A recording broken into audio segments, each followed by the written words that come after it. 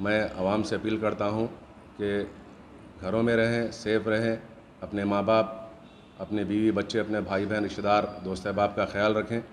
नौजवान ख़ास तौर पे घर में रहें, गैर ज़रूरी के बाहर ना निकलें। मैं अल्लाह ताला से दुआ करता हूँ कि अल्लाह ताला ये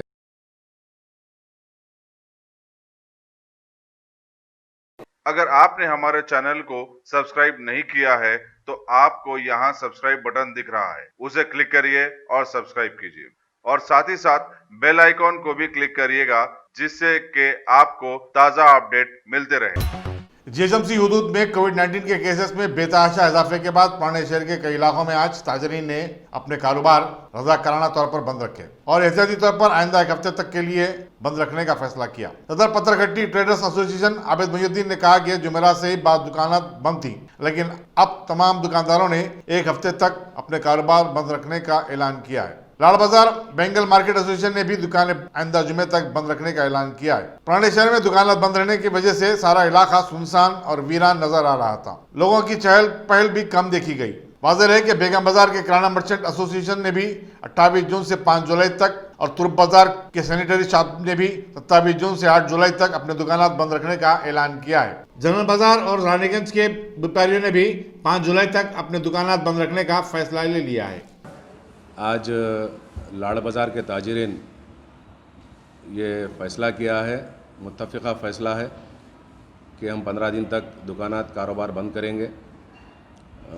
मैं बहैसियत लाड़ बाज़ार सदर ये आपको बताना चाहता हूँ कि ये मुत्तफ़िक़ा राय से ये फ़ैसला लिया गया है कि 15 दिन मुकम्मल कारोबार बंद करेंगे। कोरोना वायरस की वबा से लाड़ बाज़ार के ताजरीन की काफ़ी लोगों की 7 से 8 लोगों की अमवात हो चुकी है, 20 से 25 लोग मुतासिर हैं। इसको मद्देनज़र रखते हुए फ़ैसला लिया गया है। मैं आवाम से अपील करता हूँ कि घरों में रहें, सेफ रहें, अपने माँ बाप, अपने बीवी बच्चे, अपने भाई बहन, रिश्तेदार, दोस्त अहबाब का ख्याल रखें। नौजवान ख़ास तौर पे घर में रहें, गैर ज़रूरी के बाहर ना निकलें। मैं अल्लाह ताला से दुआ करता हूँ कि अल्लाह ताला ये वबा से हमको महफूज रखें, सबको महफूज रखें, अल्लाह ताला सबकी हिफाजत फरमाए। मैं फिर एक बार जो है ना ये ऐलान करता हूँ कि ताजरीन लाड़ बाज़ार की जानिब से 15 दिन ये फ़ैसला लिया है, 15 दिन मुकम्मल ये हमारी कमेटी ने फ़ैसला लिया है कि 15 दिन मुकम्मल दुकानात बंद रहेंगे। शुक्रिया।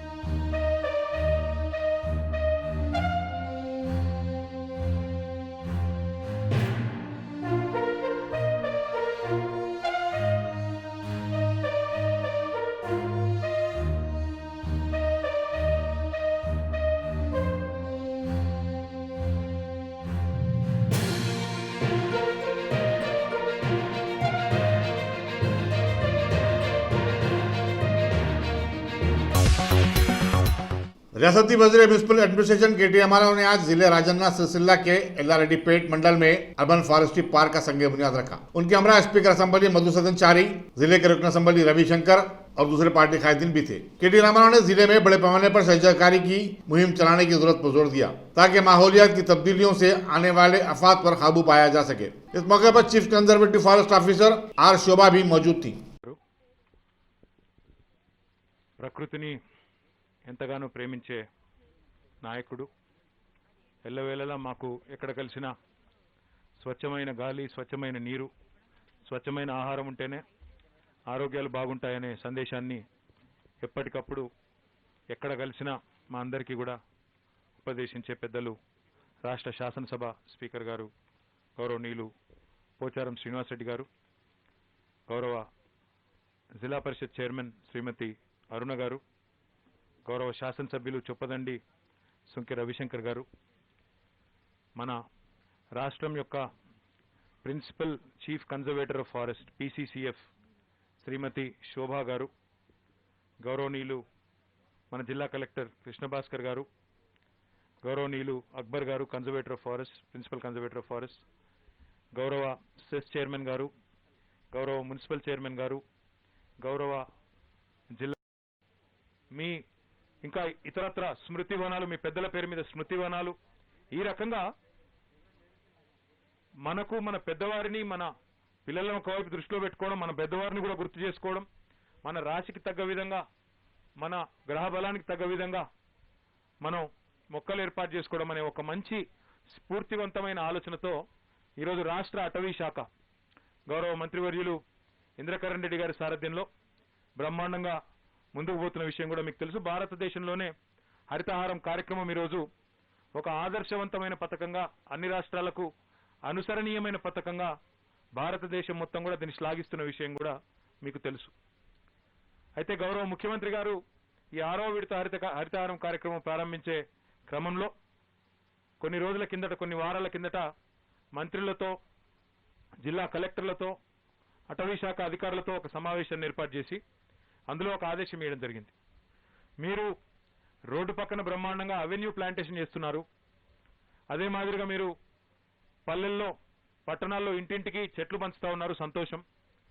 కానీ అందరికంటే మీరు ఎక్కువ ఫోకస్ చేసి చేయాల్సిన పని, ఏ అడవులైతే నాశనమైనాయో, ఏ అడవులైతే గతంలో ప్రభుత్వాలు పట్టించుకోక కొట్టివేయబడ్డాయో, అంతరించిపోయినాయో వాటిని పునరుద్ధరించండి. తద్వారా మాత్రమే తెలంగాణలో 33% మనం గ్రీన్ కవర్ కావాలని ఎజెండా ఏదైతే పెట్టుకున్నామో అప్పుడు మాత్రమే సాధ్యమవుతుంది అనే మాట ముఖ్యమంత్రి గారి ఆదేశం మేరకు మరి ఈరోజు ఆ ఆలోచన మనం చేయడం జరిగింది. గౌరవ టెస్కాప్ చైర్మన్ గారిని వేదిక మీదకి రావాల్సిందిగా కోరుతా ఉన్నాను. అయితే ఈ క్రమంలో ఇప్పుడే శోభా గారు చెప్పినట్టు మనం పల్లెల్లో అంత జాగా ఉంటుంది, పల్లెల్లో పక్కకు గవర్నమెంట్ స్థలాలు ఉంటాయి కాబట్టి మనం అక్కడ ప్లాంటేషన్ చేసేదానికి అవకాశం ఉంది. కానీ పట్టణాల్లో ఈరోజు స్థలం దొరకదు, జాగా దొరకదు. అందుకే ఏమని ముఖ్యమంత్రి గారు ఆదేశం ఇచ్చినారంటే పట్టణానికి 5 నుంచి 7 కిలోమీటర్ల సమీపంలో ఎక్కడ అవకాశం ఉంటే అక్కడ జాగా తీసుకోండి, గవర్నమెంట్ జాగా తీసుకోండి, అక్కడ అర్బన్ ఫారెస్ట్ బ్లాక్లు ఏర్పాటు చేయండి.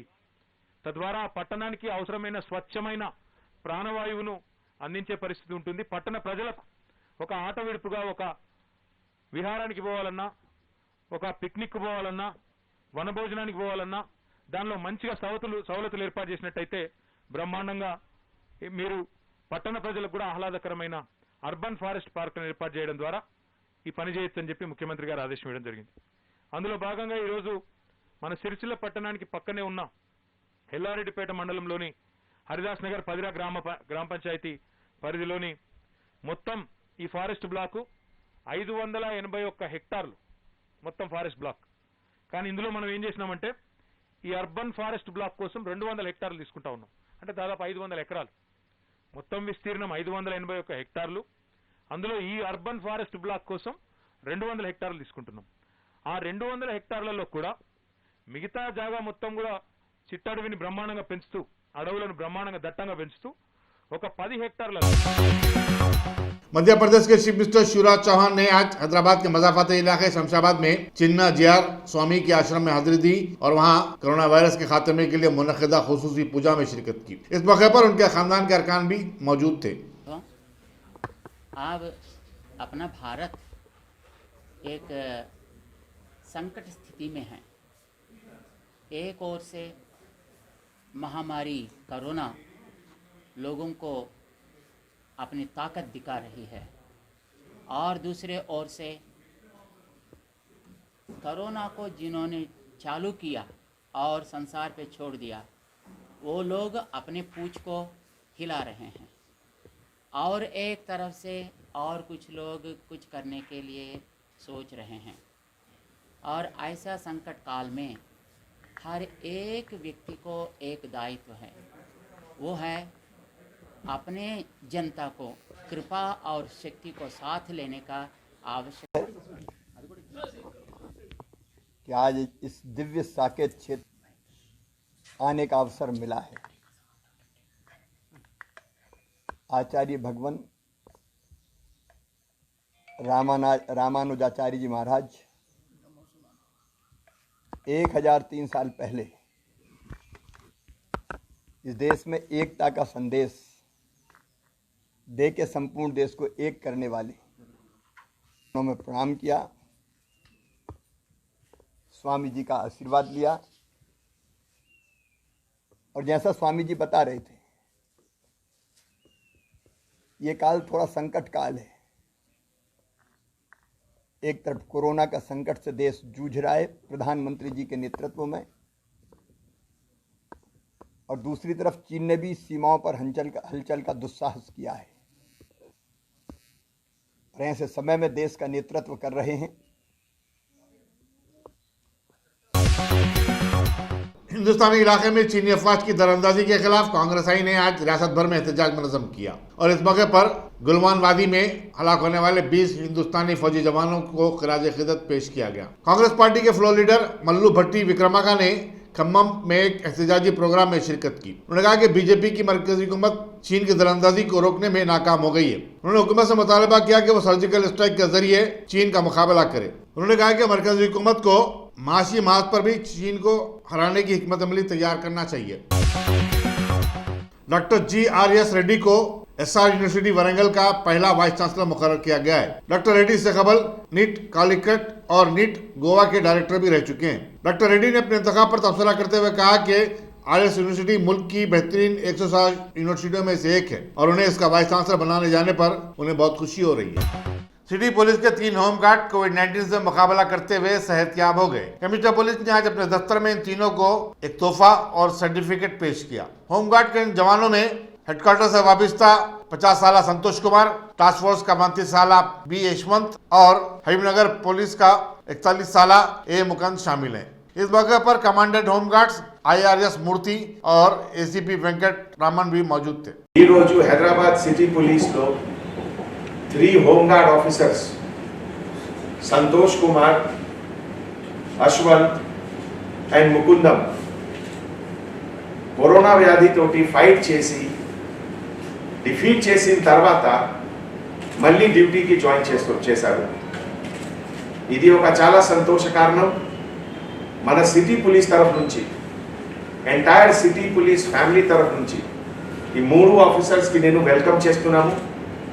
అండ్ ఇదే విధంగా అందరు పోలీస్ ఆఫీసర్స్కి ఒక మెసేజ్ ఇస్తాము. ఈ కరోనా వ్యాధి there is nothing to worry about. కొంచెం ప్రికాషన్, కొంచెం alertness and some basic medicine తోటి యూ క్యాన్ ఆల్వేస్ ఓవర్కమ్. ప్రతిరోజు సిటీ పోలీస్లో officers they are coming now and they are joining the police department. So నాకు చాలా సంతోషం. నేను పబ్లిక్ ఇదే చెప్తున్నాము, there is nothing to worry about. మన city పోలీస్లో so many people they have defeated this virus, so it is a small thing. మన తెలంగాణ స్టేట్లో, హైదరాబాద్ సిటీలో కంపేర్ టు అదర్ సిటీ మన సిచ్యువేషన్ చాలా బెటర్గా ఉంది. So we have to keep our moral high and we have to keep life going in a positive atmosphere. Thank you.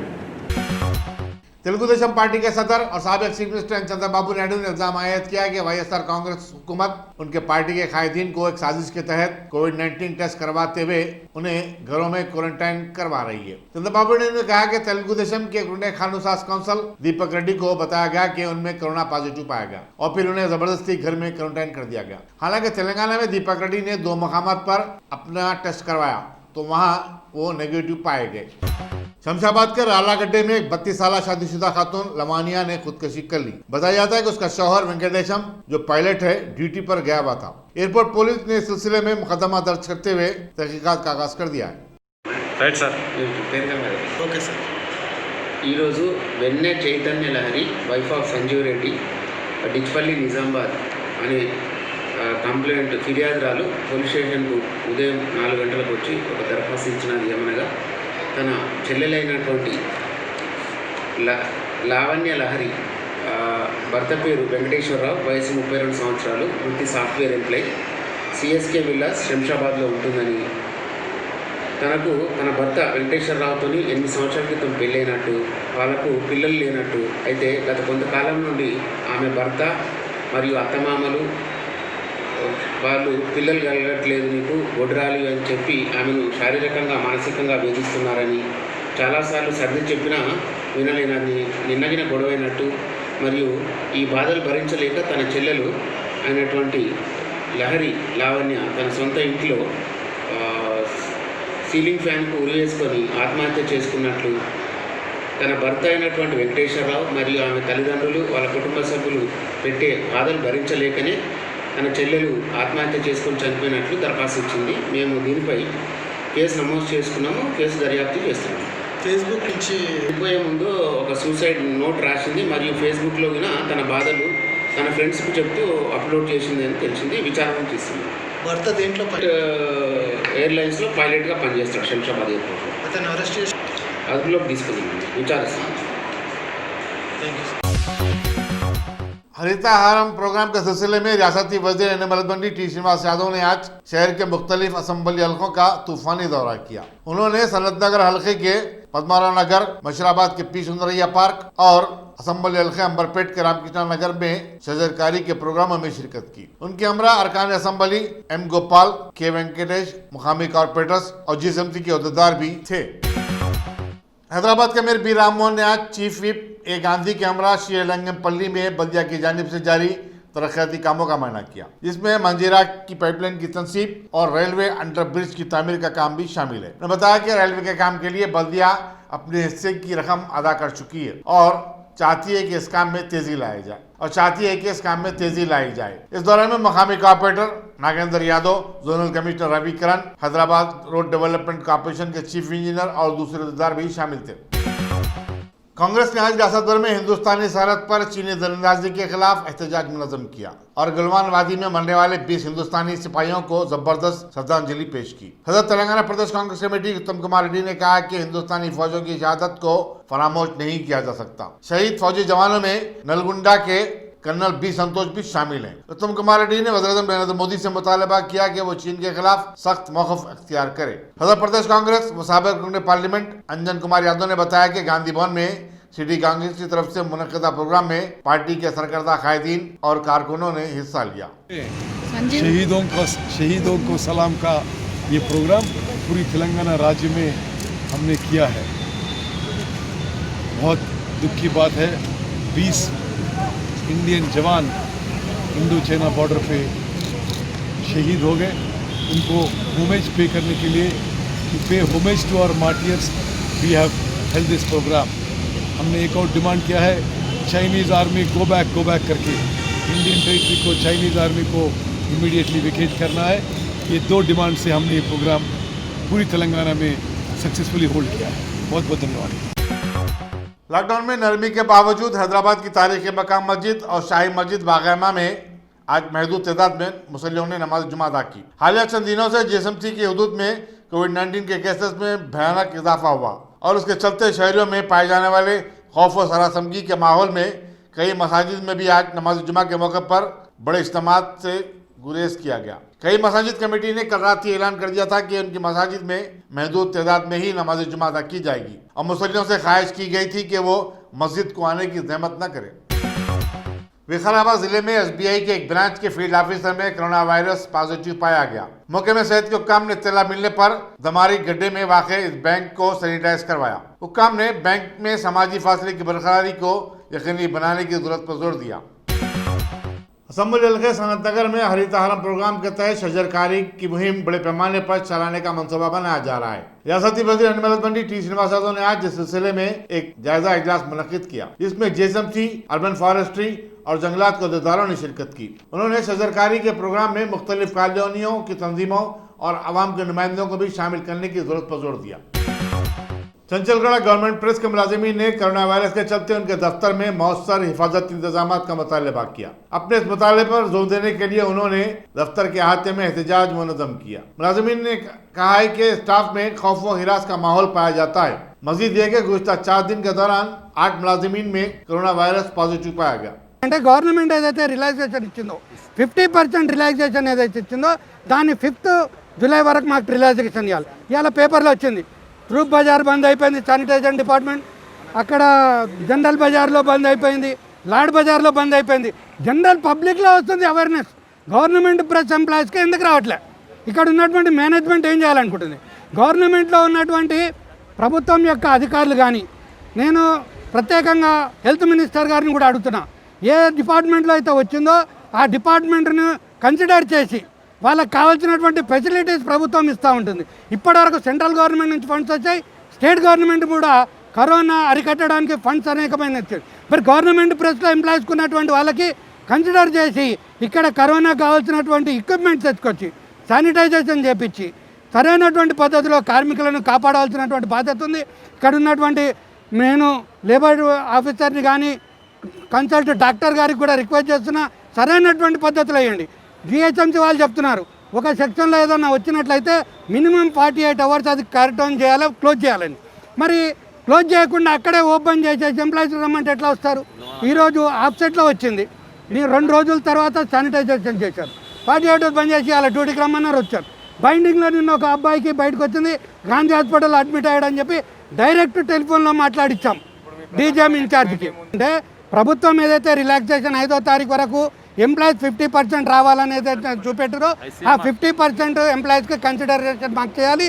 Sanitization ఏ రకంగా అయితే municipal department, health department ఉన్నదో అది పూర్తి స్థాయిలో కార్మికులకు చేసి చూపెట్టాలనేదే మా ప్రధానమైనటువంటి డిమాండ్.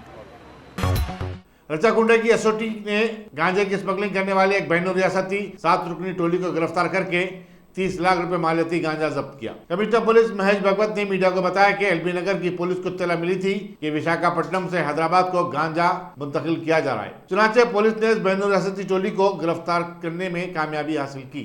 कीसरा పోలీస్ స్టేషన్, ఇక్కడ మన బీబీ నగర్, తర్వాత చోటుపల్ పోలీస్ స్టేషన్, ఇక్కడ చాలా ఈ సీజర్ రికవరీ జరిగినాయి. ఇప్పటిదాకా మన ఎస్ఓటీ చేసిన పనిలో లాస్ట్ ఈ 4 సంవత్సరంలో 53 కేసెస్, అది డ్రగ్స్ సంబంధి. ఈ 53 కేసెస్లో 2017లో 15, 18లో 18, 19లో 11, తర్వాత 9 కేసెస్ 2020 ఈ సంవత్సరం ఇప్పటిదాకా మొత్తం 129 ఈ డ్రగ్స్ మాఫియాని అరెస్ట్ చేయడం జరిగినాయి. దాంట్లో 7 ఫారెన్ నేషనల్, 122 ఇండియా మన దేశం.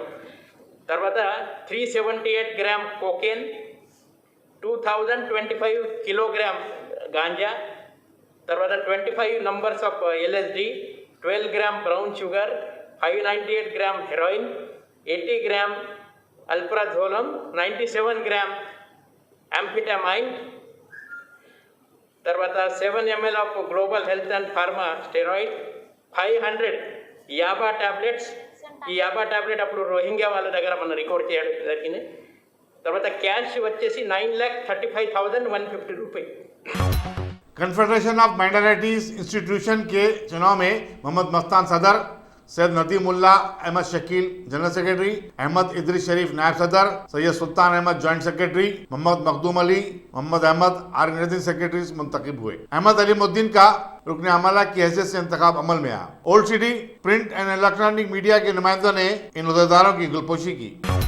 जिले सूर्यापेट के चौमल्ला मंडल में ट्रैफिक के एक भयानक हादसे में एक ही खानदान के 3 अरकान हलाक हो गए। मरने वालों की शिनाख्त 70 साला एम सत्यानंदम, उसकी बीवी 60 साला एम विजय कुमारी और 35 साला एम जॉन जोसेफ की हैसियत से की गई है। इनका ताल्लुक मगरबी गोदावरी से है। हादसे में कार ड्राइवर अविनाश शदीद तौर पर जख्मी हो गया। पुलिस के मुताबिक हादसा कौमी शाहरा 65 पर कासिम सेंट्रल जंक्शन के पास पेश आया। ये लोग विजयवाड़ा से हैदराबाद आ रहे थे।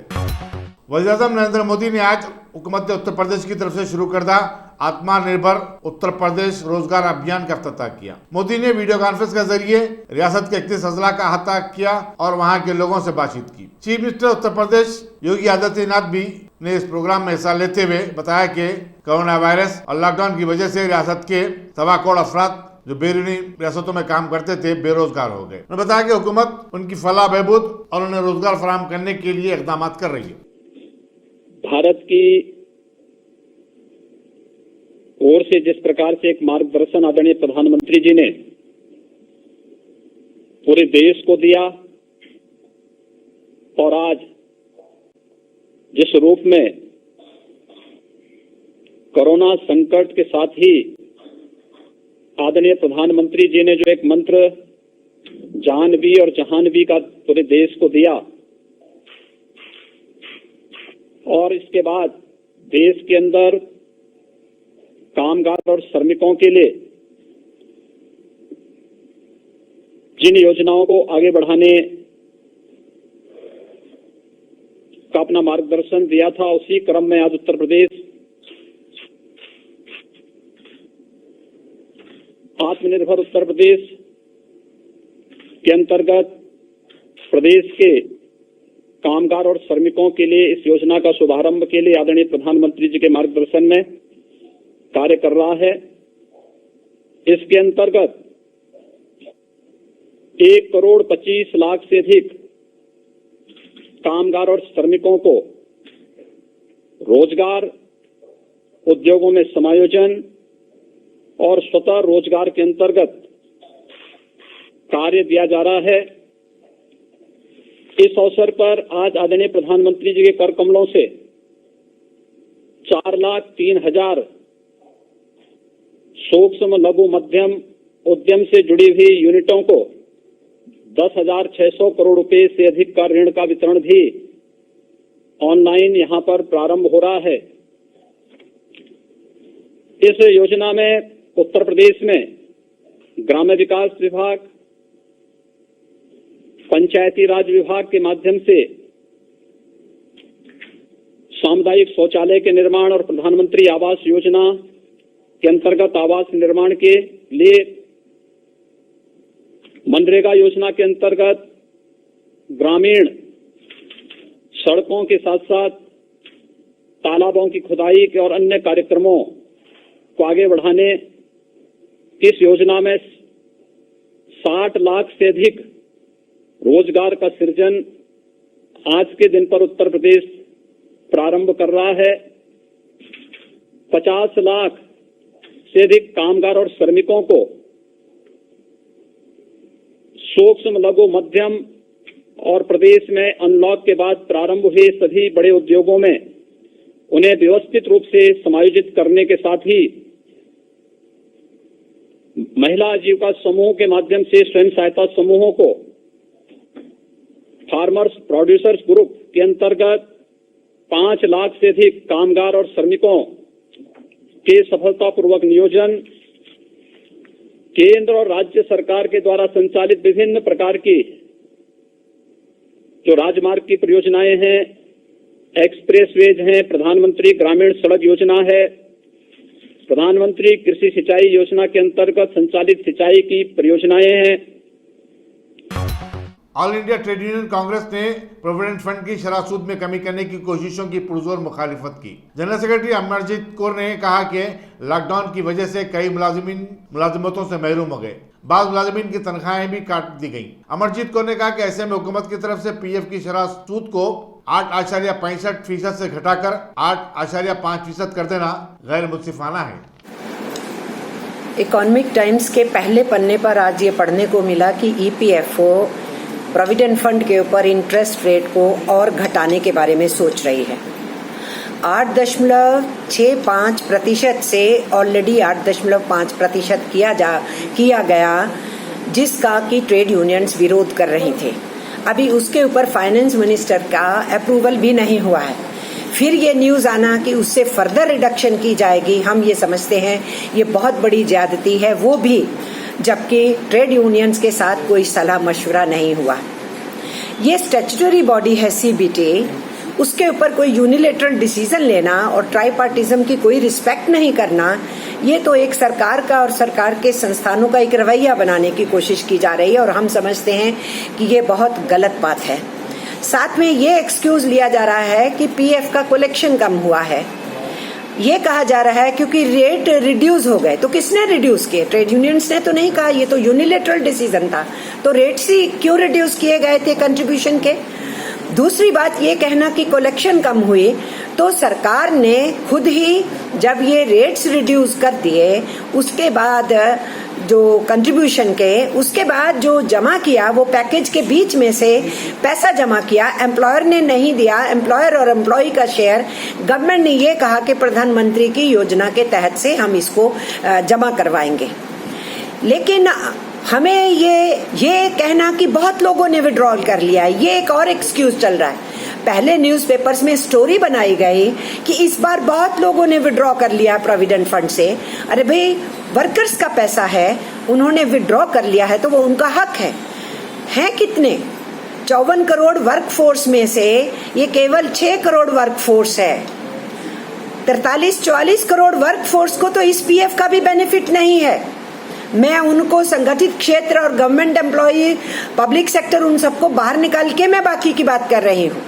इस 6 करोड़ वर्कफोर्स के पैसे के ऊपर भी ये ऐतराज है कि जो उनका पैसा है सरकार का, उसमें कंट्रीब्यूशन नहीं है, उसके ऊपर उनके भविष्य के लिए कुछ सोशल सिक्योरिटी है तो उसमें से भी कटौती होनी चाहिए। हम ट्रेड यूनियन की तरफ से इसका सख्त विरोध करते हैं। हम तो ये समझते हैं कि मजदूरों की जब नौकरियों का क्वेश्चन था, लॉकडाउन पीरियड की वेज का क्वेश्चन था, सरकार ने, लेबर मिनिस्ट्री ने एडवाइजरी निकाली, होम मिनिस्ट्री ने ऑर्डर निकाले और सरकार ने खुद ही सुप्रीम कोर्ट के अंदर मालिकों के केस लेकर के चले जाने के बाद उसको विड्रॉ कर लिया। वो भी बेट्रेयल था मजदूरों के साथ।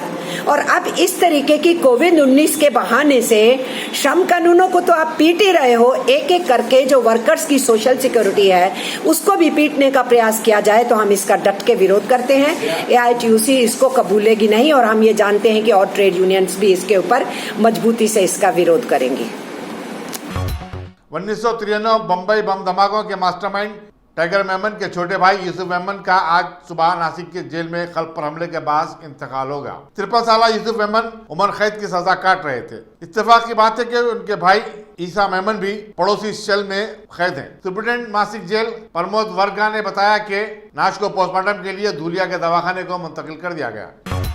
कोरोना वायरस के केसेस में बेतहाशा इजाफे के बाद आसाम के कामरूप मेट्रोपॉलिटन इलाके में 28 जून से दोबारा 14 दिन तक के लिए मुकम्मल लॉकडाउन नाफिज किया जा रहा है। वजीर सेहत हेमंत बिस्वा शर्मा ने आज मीडिया को बताया कि लॉकडाउन के दौरान मेडिकल स्टोर्स खुली रहेंगी। उन्होंने कहा कि आसाम के दूसरे शहरी इलाकों में भी हफ्ता और इतवार को वीकेंड के लिए लॉकडाउन नाफिज किया जा रहा है। एक ही दिन में कोविड-19 के 17,296 केसेस की बढ़ोतरी के बाद मुल्क में कोरोना के मुतासरीन की तादाद 4,90,401 तक जा पहुंची है। मरकजी वजारत सेहत के मुताबिक 24 घंटों में 407 नई अमवात भी हुई हैं। इस तरह इस मर्ज से अब तक मरने वालों की तादाद 15,030 हो गई है। महाराष्ट्र बदस्तूर नंबर 1 है, जहां 63,035 एक्टिव केसेस के साथ मरीजों की तादाद 1,47,771 होती है। दिल्ली में जहां जुमला 73,780 केसेस रिपोर्ट हुए हैं, वहां 2,429 अमवात हुई हैं।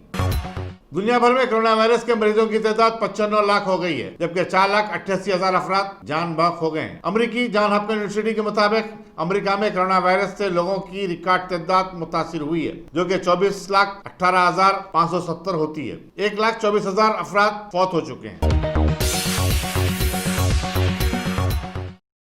Top selection computers. अगर आप टेक्नोलॉजी के दौर में रहते हुए टेक्नोलॉजी से दूर हैं तो सोचिए मत, आइए एक बार खिदमत का मौका दीजिए। हमारे यहाँ branded computers, Dell, HP, Lenovo, laptop accessories उम्दा क्वालिटी निहायत ही वाजबी दाम पर दस्तयाब है। स्कूल, कॉलेज, कॉर्पोरेट, ऑफिस वगैरह में बल्क क्वांटिटी में सप्लाई की जाती है। इसके साथ साथ हमारे यहाँ माहिर टेक्नीशियंस की निगरानी में रिपेयर की सहूलत भी मौजूद है। अगर आप अपने घर, दुकान, सोसाइटी, स्कूल वगैरह को सेफ और क्राइम फ्री बनाना चाहते हो तो इंस्टॉल कीजिए CCTV कैमरा जो HD क्लियरिटी के साथ दस्तयाब है। गुज़िश्ता 10 साल से मुल्क भर में अपनी इन तमाम खिदमात को जारी रखते हुए आपके एतमाद को बरकरार रखने वाला नाम top selection computers, Vijayanagar colony beside Riyan hotel Hyderabad. Director Syed Rashid Ali. Phone 9849715954। Top